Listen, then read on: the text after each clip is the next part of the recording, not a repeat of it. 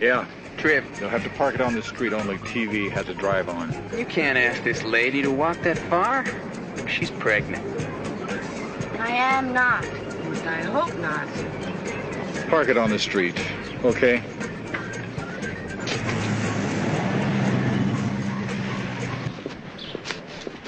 Hey, Sandy.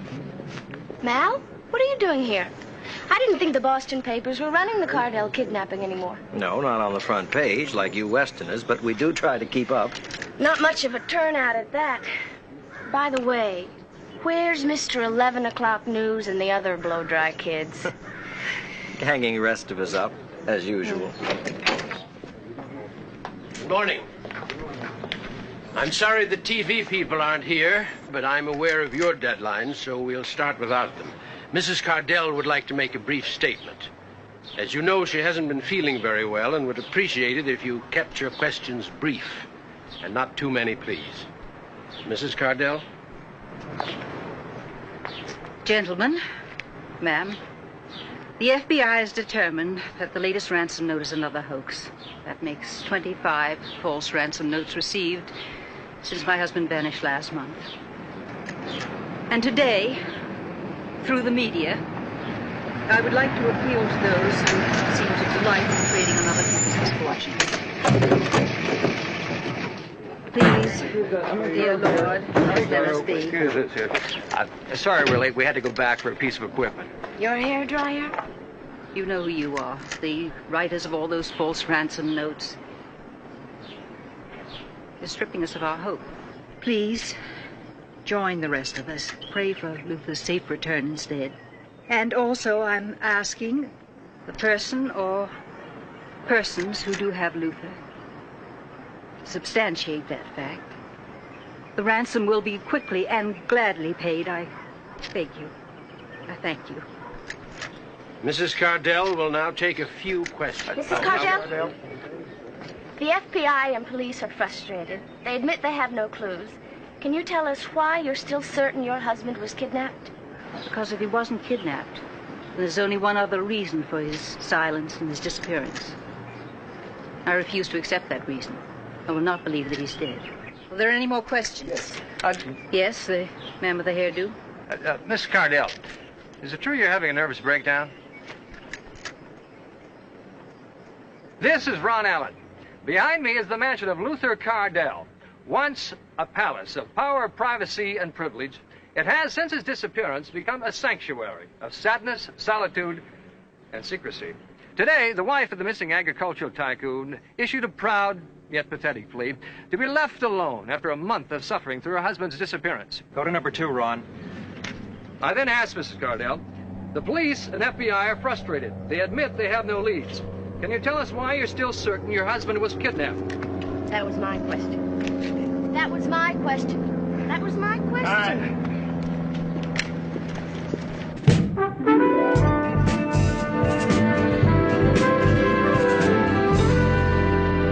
Yo, Mr. Grant, this is Tim in the lobby. Man here wants to see you. Name's Jack Riley of the Chicago Dispatch. Formally. Formerly. Said you were expecting him. No, I'm not expecting him. I'm never expecting him. Send the old fake up. Jack Riley. Used to be a hell of a rewrite man. One night years ago in Detroit, I was passing a restaurant when the Cheney brothers decided to eliminate some of the opposition. There were bodies everywhere. It was wonderful.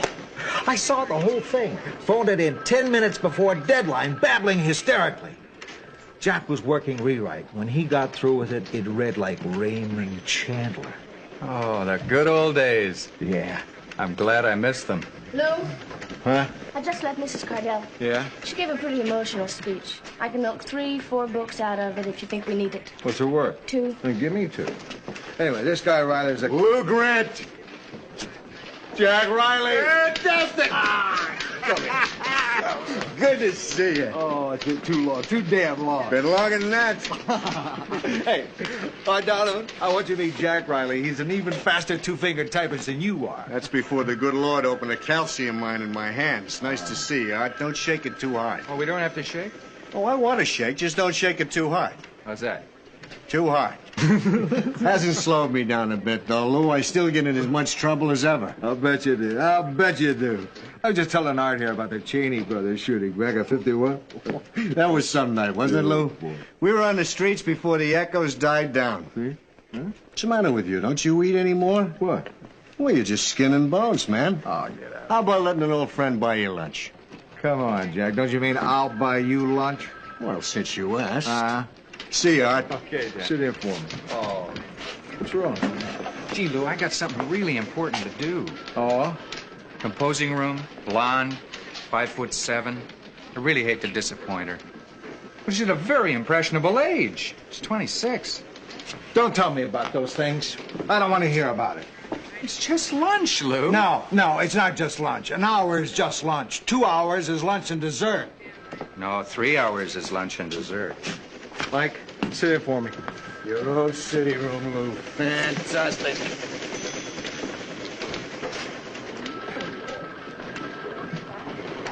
And remember the time Duggan wanted to fire us for throwing the football around the city room? That was the greatest Michigan-Ohio State game I ever saw. Whatever happened to old Duggan? He died at his desk, just like they always said he would. They buried him in his bottom drawer. That's nice. Ready to order? Yeah, I'll have the T-bone steak, 16-ounce, medium rare, no fat. Sour cream, and hold the chives on the baked potato. Soup or salad? Salad, green goddess dressing. And you, sir? Cheeseburger. And another beer. Do you have a wine list? Oh, certainly. I'd like it. Wine list, Jack? Celebration. Yeah, well, it's also noon on Thursday, beer and cheeseburger time. I'm talking about a celebration, though. What would shaking hands with Luther Cardell be worth you? What? How would you like an exclusive interview with Cardell? That wine list went to your head. Now, this is legit, Lou. Mm-hmm. Just like the time you tried to sell me those pictures of Martin Bormann. Well, it looked like him, didn't it? How would you be able to contact Luther Cardell? I didn't contact him. He contacted me. Said he wanted to talk to somebody. I recommended you. It's that simple. If you're hustling me for lunch, you don't have to get this elaborate, kid. Lou, I really know the man. I met him during the Guatemalan earthquake. I was with the Phoenix branch of a PR agency that worked for his corporation from time to time.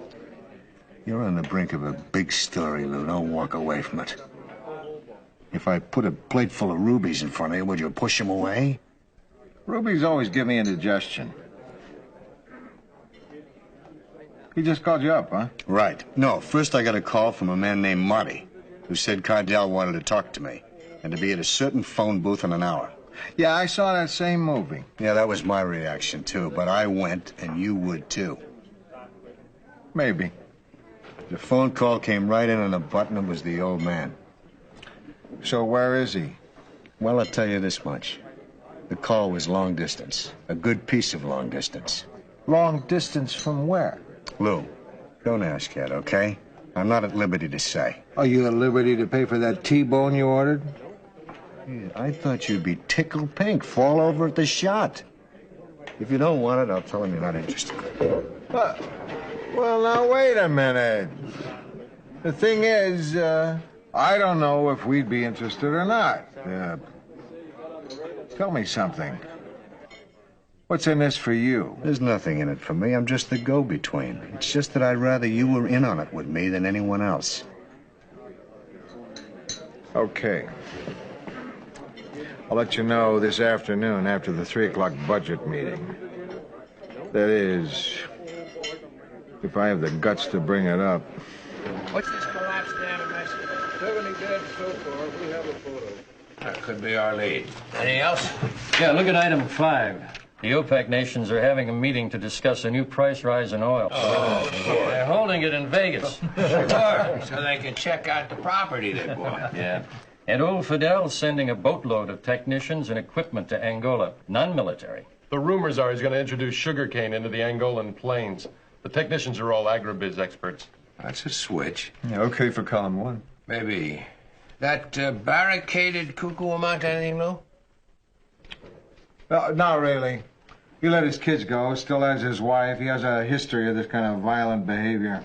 Well, we don't need to encourage it. We'll put it inside, Ben. Luther Cardell's wife made a rather touching plea this morning. Cardell again?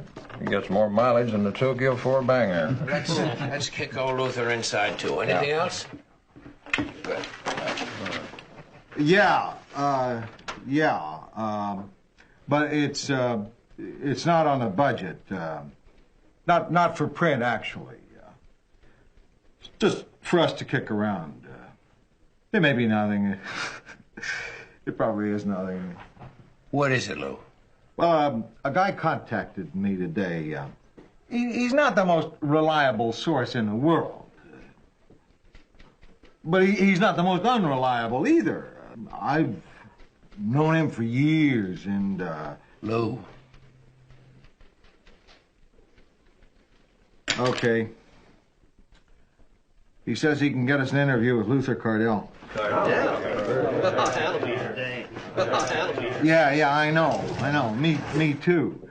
But maybe you can get us Jimmy Hoffa while he's at it.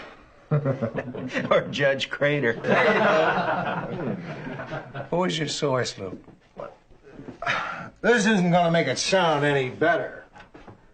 But he's an old newspaper man named Jack Riley. Oh, Jack Riley. Jack Riley. He's had a mess of hard times. He's gone from top rewrite man to PR flack to semi-retired all in the past 8 years. Drinking problem? No. Arthritis. He can't type anymore. His last job was media liaison with the Guatemala Earthquake Assistance League. Before that, an outfit that did PR work for the Cardell Company. Are you vouching for him, Lou? Well, yeah. No. I mean, I guess... yes and no. Where is Cardell? He wouldn't tell me. He won't get into it any deeper until he knows that the Trib is interested. Now, those are supposedly Cardell's instructions. What does he want out of this? That's just it. That's the only reason I brought it up. He doesn't want anything. Oh, sure. What do you suggest? I don't know. I mean, I've always been an easy mark for Jack. I want to stay out of it as much as possible. Okay. Let's get him in here and try to tear his story apart. The other I don't know.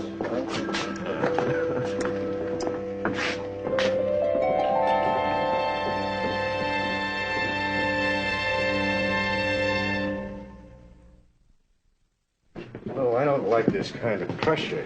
Don't worry, I'll be here for support. Jack Riley, meet Dale Jurgensen, our financial editor. Hello. How do you do? You know Art Donovan. Hi, Sir Riley. This is Carla Mardigan, our Luther Cardell expert. Hello. And this is Joe Rossi. Hello, Joe. Jack's agreed to do this on 3 conditions. No police, no federal agents, nothing leave this room. Anyone have a problem with that? No problem here. Good. Now, I told Jack there's going to be a nice, easy, friendly discussion.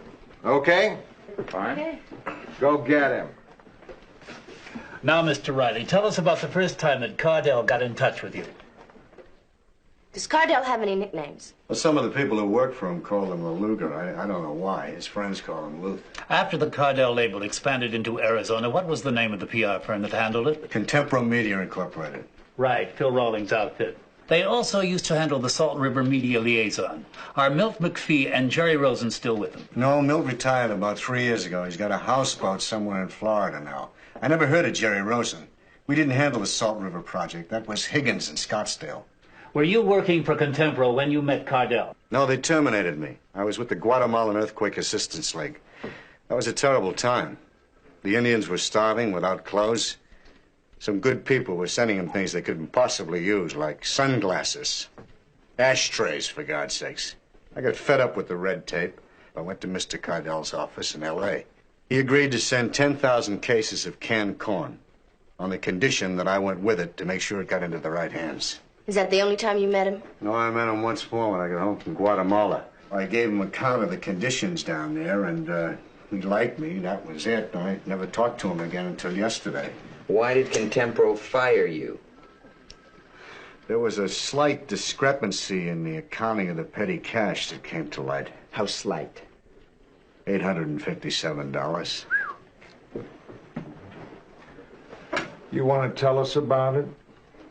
It's a bit embarrassing, Lou. Make us blush. Well, it was this Mexican family I sort of got involved with, and they needed it. Mexican family. Of course you don't remember their name. Yeah, the name and address is on the back of that picture. I'm sure somebody like you could check it out. You probably got a lot of contacts in Tijuana. Mr. Riley, where is Luther Cardell? He's in Cuba. You're saying that a man who parlayed a pickup truck and 2 tons of carrots into a multi-million-dollar fortune defected to Cuba? I didn't say defected. A lot of people go to Cuba these days. Oh, brother. Look, I'd rather you were hearing this from him, believe me. He's not the first person to find life at the top a bit empty. So, through Cuba, he wants to teach the third world how to feed itself. If anyone can do it, it's Luther Cardell. Jack, how can we interview Cardell if he's in Cuba?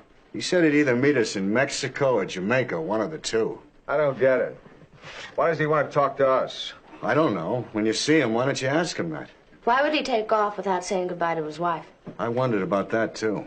Okay, he was last seen inspecting one of his packing plants in Brawley. Now, how did he get from there to Cuba without leaving any trace? Through Mexico, but I don't know many of the details. How about any of the details? I know he was helped. According to Marty, Mr. Cardell left Tampico for Havana in a fishing boat before he was even reported missing. Where does Monty call you from? I can't tell you that. Why not? Because, my boy, it's contrary to his instructions. Sure it is. Look, I don't know whether I'm being watched or what. Sometimes I feel like it. It's your conscience, man, trying to pull off a scam like this. I'll bet you wouldn't know Luther Cardell if you met him in your soup. Listen, kid, a lot of good stories are lost in that kind of skepticism. Gee, I'll tell you, Lou, if I knew it was going to turn out like this, I'd have told Mr. Cardell to get somebody else. Okay, let's wrap this up. No more questions, except one from me, Jack. What's in it for you? Well, when you're all heroes, why don't you just give me what you think it's worth?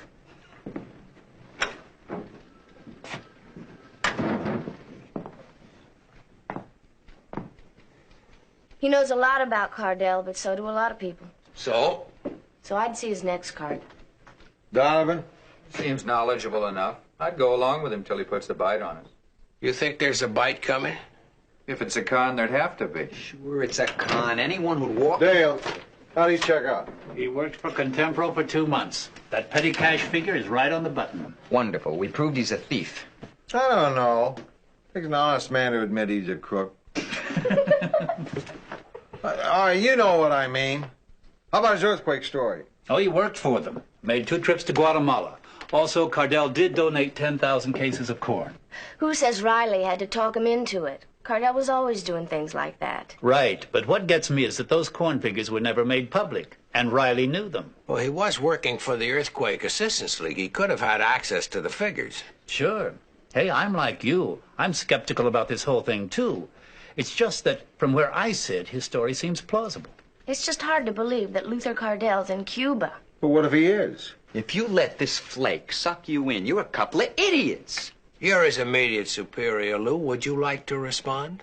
Thank you, Charlie. I think I would. How'd you like to have your nose moved over to where your ear is? Look, all I'm asking for is positive proof, and I don't think that man can produce it. There's a way. You and Carla go see Mrs. Cardell. Find out 1 or 2 things only your husband would know. Cuba? Oh, Miss Mardigian, I am so tired of these stories. We have our own doubts, but a lot of this man's story checks out. The only way we can be sure is with your cooperation. Well, all right, if this possibility is alive. Right, let me think. Something that only Luther could have known. This might be a good one. It was during our honeymoon in Wales.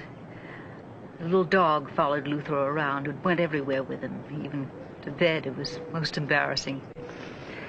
Luther grew very fond of it. He even talked about bringing it home, but it died on the boat. He called it Carlisle. That's good. Is there anything else you can give us? Oh, I wish this were over with. It's just awful not knowing it's so terrible. Did you know that unless the body is found, the estate can't even go into probate for 7 years? Now then, let's see. Great. What's a mutt's name? You really want me to tell you here? No. And on second thought, don't tell me at all. I'll wait till Riley tells me.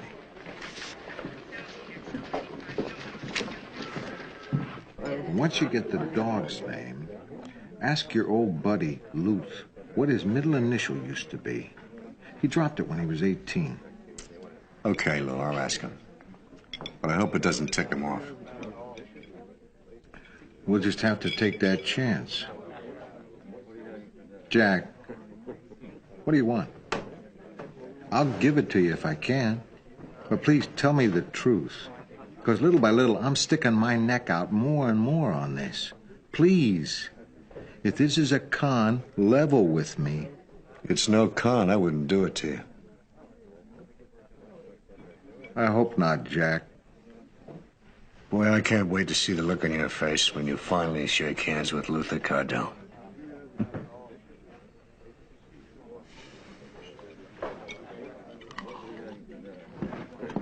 Morning.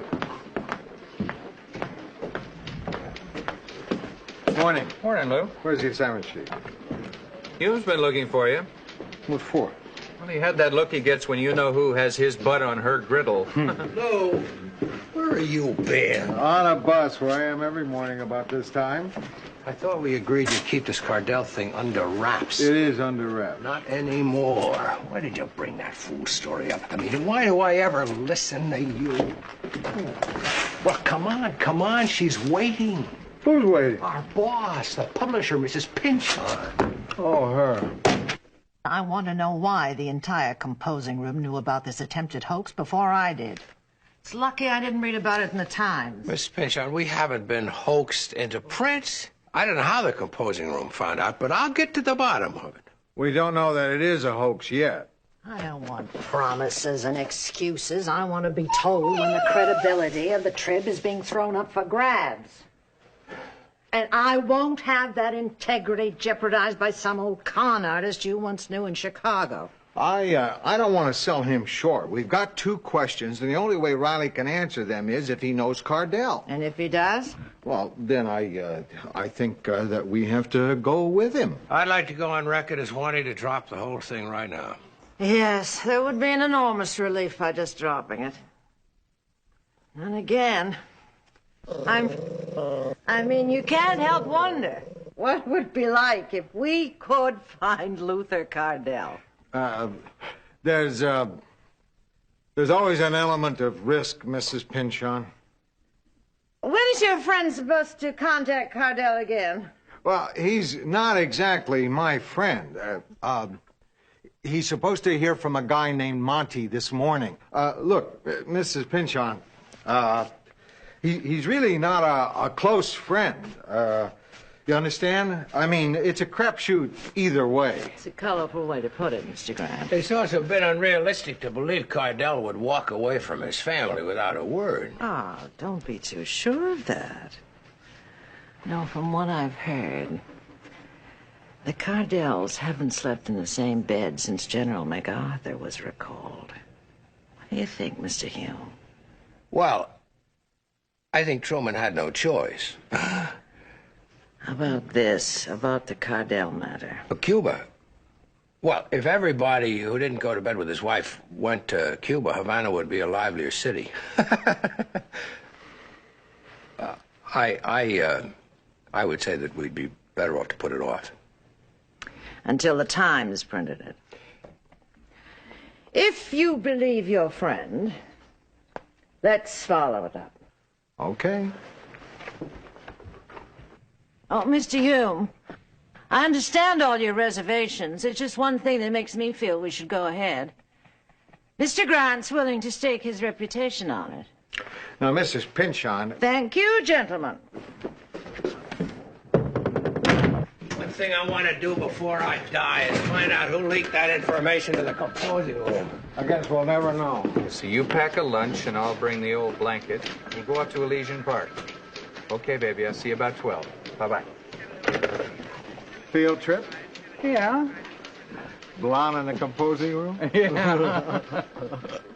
Next time you feel you have to make scintillating conversation over what you call lunch, do it with your mouth shut. The whole plant knows about Cardell. Well, that settles it. She's not meeting my folks.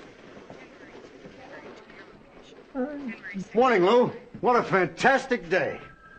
How'd you get past the guard? Old Tim, I'm getting him some Ram tickets. You're incredible. You ready for some news? What?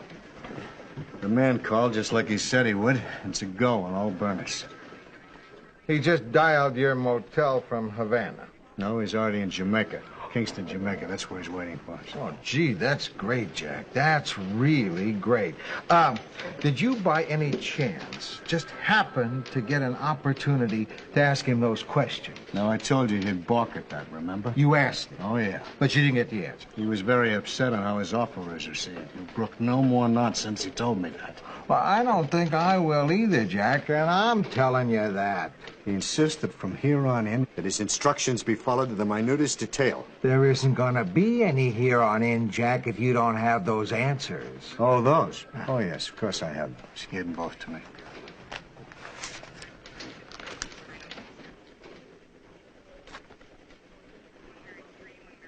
Carla, Rossi. Good morning, Mr. Riley. Morning. Who's on special today? Amelia Earhart? That adorable dog in Wales was called Carlisle. If you promise you won't tell anybody, my middle initial is T for Tertius. Well, if you'll excuse me, I'll go home and pack.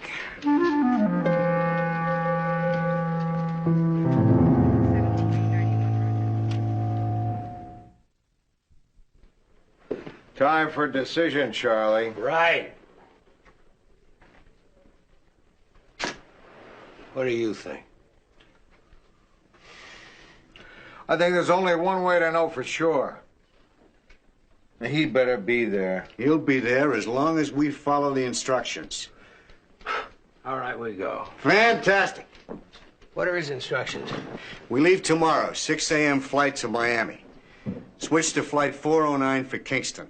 If we're not contacted when we arrive at the airport, we proceed to the hotel, check into our suites, and sit tight until we get a word. Suites, Jack? Mr. Cardell's instructions. First cabin all the way. Naturally, you'll pick up the tab. Ha. No. What? This newspaper pays its own way. Right? Right. Whatever. Now, once we're in Jamaica, we're never to refer to Mr. Cardell by name. We're to use a code name. Seabass. Seabass? I know. He does have a flair, though, doesn't he? Ah. We'll need pictures. You'll take a photographer with you. When are you going to understand? He's nervous. Anything contrary to his instructions could abort this whole thing. He was very specific about that. When we get there, you'll see for yourself. What are you talking about? I'm not going on this thing. I stay here and send people out on stories. Rossi's going with you, and he's one of our best. That kid? No way, Lou. You don't go, then neither do I. He goes or I don't go. The only reason I brought this here is because that man is my friend. I could have very easily brought it to the Times. I still can. I'm sure Mr. Cardell won't mind. No, sir, Jack. This is our baby. Lou, you go with Rossi, corroborate the whole thing. Donovan can cover the desk. Our baby, Charlie? Unless Cardell doesn't show in 48 hours. Then it's your baby, Lou. Congratulations. 10 minutes to boarding. Wonder what's keeping Jack. Jack, huh? What happened to Deep Flake? Well, you have to admit his credibility is looking up. There he is. Jack, over here.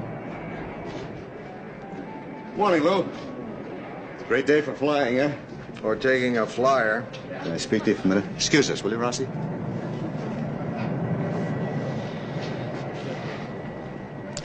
Listen, Lou, I hate to bring this up, but it cost me $14 for the cab and $5 for the sky cap. You'll be reimbursed. That's great. Listen, Mr. Cardell's only expecting 2 men. Now, a third man could foul up the deal. Especially that third man. You're used to him. He's gone. Lou, this is going to be one hell of a story when it breaks.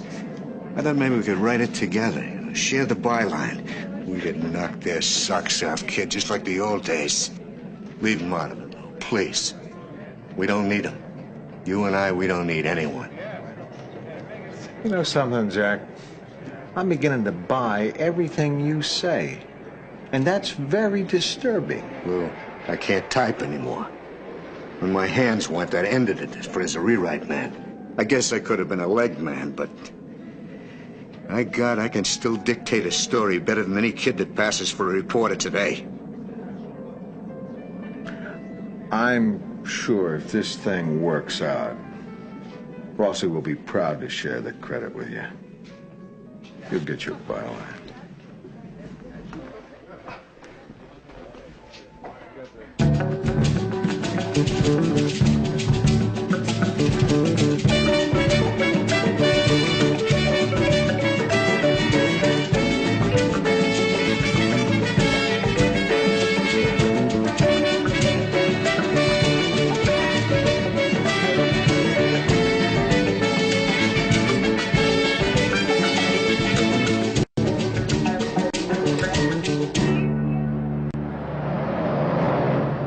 Kinda nice to be away from the Big Orange, isn't it, Lou? That depends. There's a message from Cardell at the hotel, I'll feel better. Crying out loud, Lou. Seabass. He was very clear about that. Look, Jack, I'm really going along with this, right? I mean, here I am in Jamaica after a first-class flight on my way to a suite to a first-class hotel. But something in me needs to draw the line someplace. So I've drawn it. I'm not going to call anyone Seabass. You will.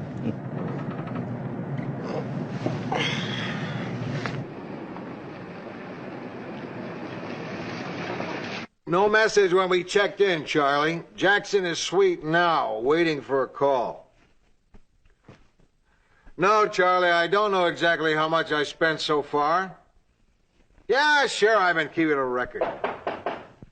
Well, let's see. The cab from the airport. I had to get some toothpaste. I tipped the bellboy. I guess so far we've spent around $3 grand, which is why I don't want to run up a telephone bill.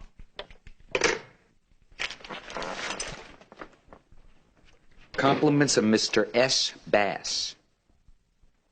Why do I keep feeling a hook in my mouth?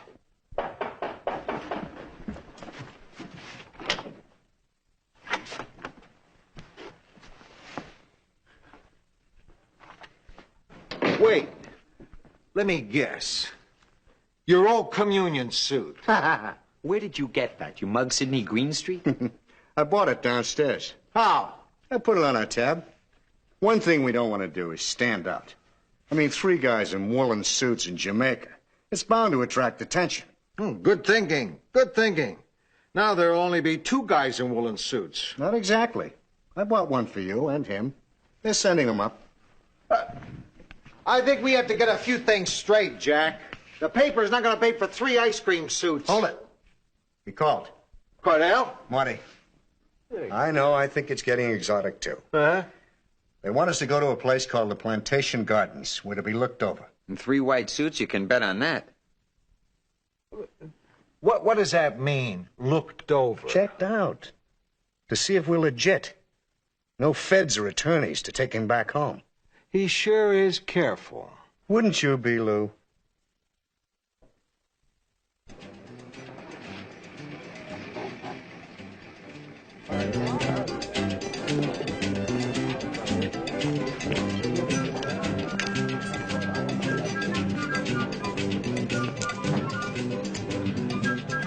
These things are beginning to get to me. It must be the orchids. We look like we're going to step out and sing any minute. Ow. What's the matter? I think I still got a pin in this suit. Where's Monty? He looks like a Monty. Everyone in here does. I hate this stuff. Don't look now. Don't look now. There's a guy at the end of the bar looking down here. Can I look now? Yeah. Could be him. That's not Monty. How do you know? That's Norm Crowder of the New York Times. What do you think? I think he doesn't dress as well as we do. No, I mean, do you think they're onto it too? I don't know. Could be a coincidence. I hope so. I'll find out. Hey, what if it isn't a coincidence? What if he is down here on the same story we are? That would mean you're telling the truth. They wouldn't send him on a wild goose chase. That's wonderful. Maybe I won't lose my job.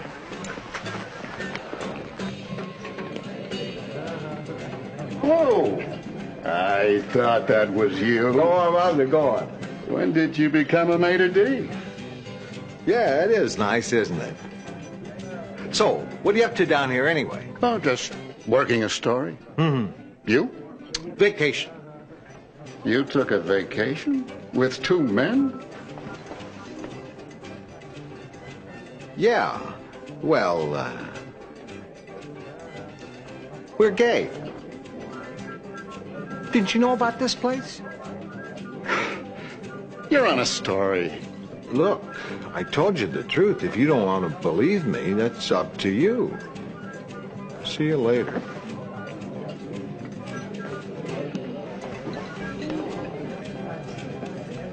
How much does this story mean to you? A lot. Why?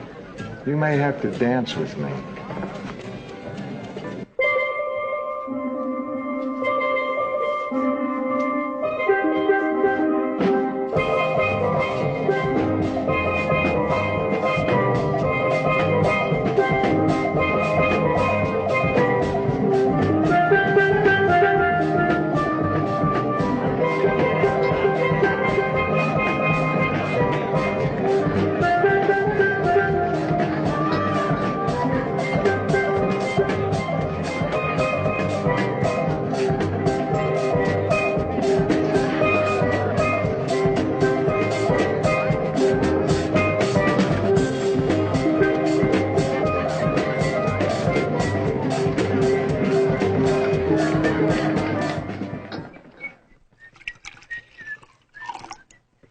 Hey, waiter, another bottle, please. They've all gone home, Jack. The place is closing. Rosie Dawn stands on tiptoe, wondering why we're still sitting here. Well, I guess we'll have to try again tonight. Try what? To bolster the local rum industry? Where's Cardell, Jack? Seabass. No, Cardell. Where's Cardell, Jack? Maybe he couldn't make it. Maybe the reporter scared him off. How do I know? Maybe he'll still show. Sure. Don't worry, Lou. Maybe it'll happen tonight. Do you think we're going to do this every night? Only until we find him.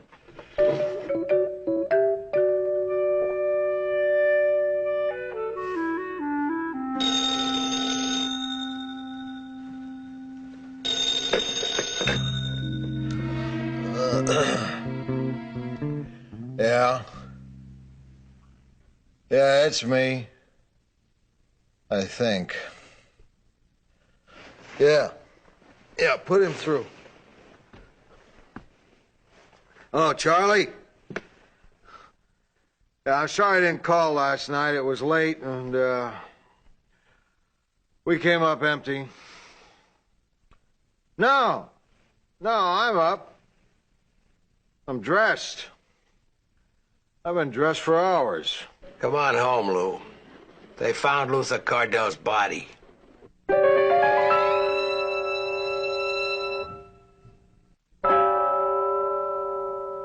I can't believe it. Are you sure it's Cardell's body? They found him at the bottom of Ramos Canyon with his girlfriend in a sports car. They've been there for a month. Charlie, I don't know what... Who is it? Jack. Okay, Charlie. We'll see ya.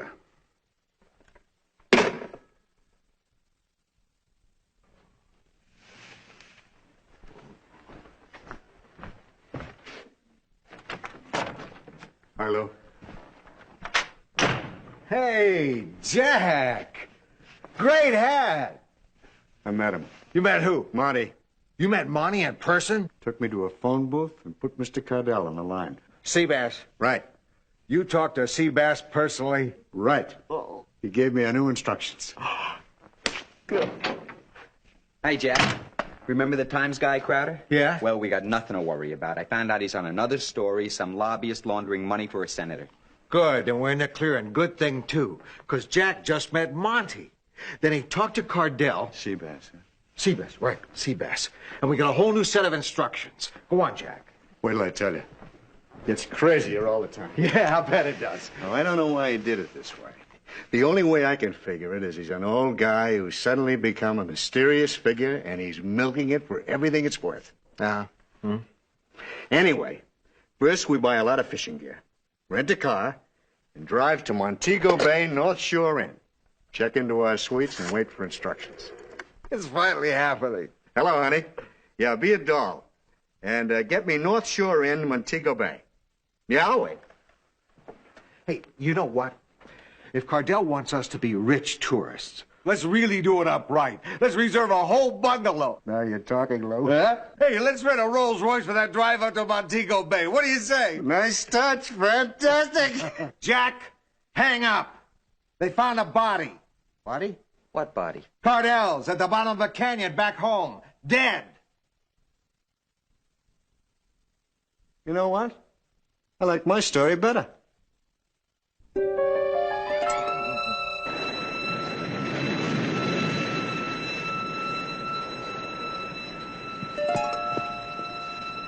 Hey, Lou. Hey, Lou. What are you doing out here? I came to cool off. It didn't work. Listen, I better leave you alone. Too late. I asked you a dozen times whether you were conning me. I gave you every chance to bail out, but you just kept sticking it to me. I can't use my hands, Lou. Good. That'll make it easier. You know, Lou, I think you lost your sense of humor. You made a fool out of me. Not only that, you may have cost me my job. We're supposed to be friends.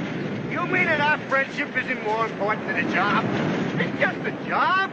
You can get another job. Three guys like us, we've had hundreds of jobs. I happen to like this one. You understand? Come out of there. Come on, come out of there. Come here and let me beat you up. You don't mean that, Lou. Huh? No, I don't. Come on out.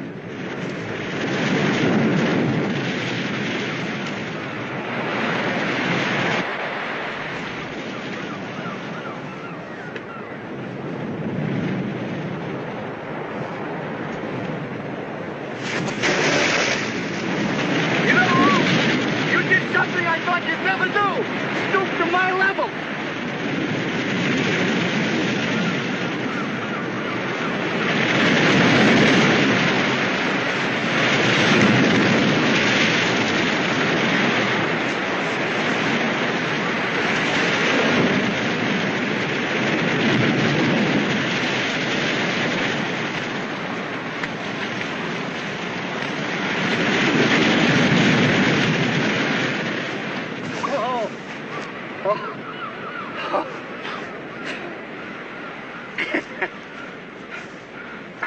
Listen, when we asked you those questions about the dog, Yeah? and the middle name, how'd you come up with the answers? I called Mrs. Cardell. Said I was Rossi's boss, and had to double check on the information she'd given him. Damn! What's the matter?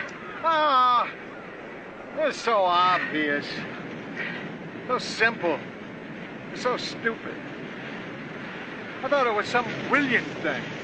I didn't need brilliant. Sure, I fell for it. How'd I fall for it? You fell for it because you wanted to believe it.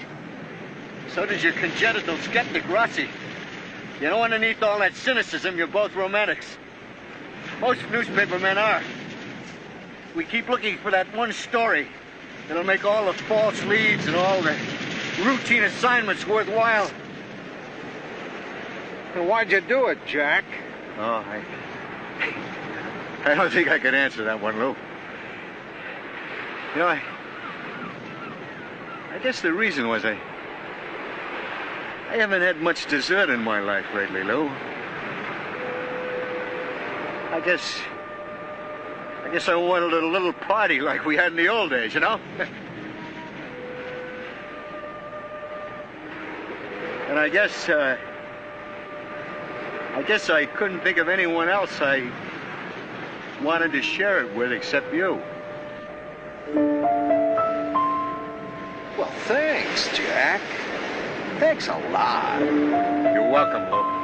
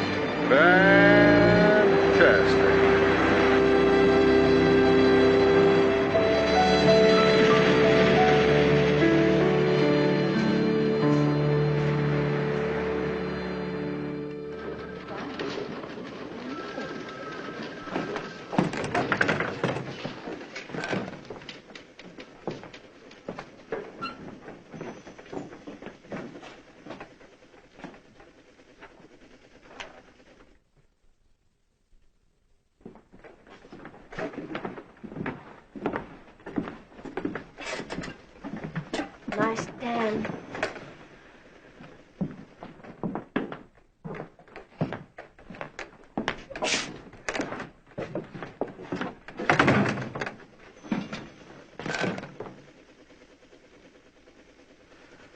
What's the matter? What are y'all staring at? Haven't you people ever seen a pigeon before? Not a 200-pound one.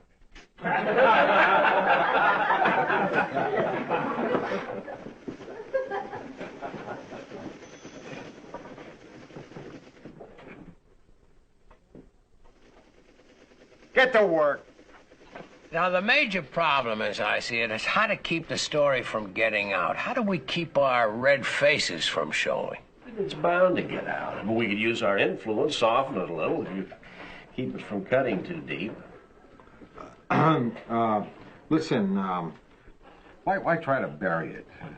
Why keep it from getting out? I mean, why don't we admit what happened? Write the story ourselves. Oh, that's crazy. I love your sense of humor, Lou. Too much tropical sun. He'll be all right with rest. No, I mean it. We'll write it, feature it, front page. Feature what, Mr. Grant? Well, what a nice surprise. I can't remember the last time that we had the honor of you at our news conference. Well, I drop down every time I'm taken for $5,000. Gentlemen, you all look as if the principal had just caught you in the girls' locker room. Will you sit down? Oh, you just go on with what you were discussing. Just make believe I'm not here. Would you like my chair? I'm fine. You go on. I don't want to interrupt.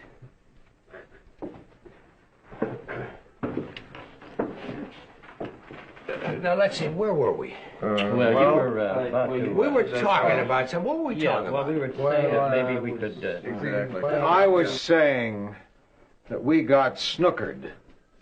Now, we shouldn't try to hide it. I was saying that we should write it. Well, that's out of the question. Why would we want to do that? Because it's a good story. Not for us, it isn't. Would it be a good story if it happened to the Times? It would be a great story if it happened to the Times. I wish it had happened to the Times. And if it had, we'd print it. With flags around it.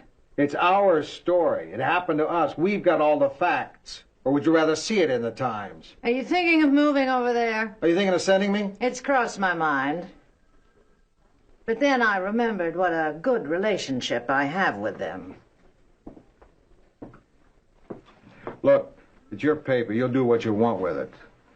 But I think it's the only way for us to go. For heaven's sakes, Lou, haven't we stuck our necks out enough? Do we have to be complete idiots about this? Not idiots, Charlie. Humans. And if you think we can recover our dignity by trying to hide the truth, then we haven't learned much the past few years. Run your story, Mr. Grant. But at the Tribune, we insist on accuracy. Be sure you make yourself look like a complete ass.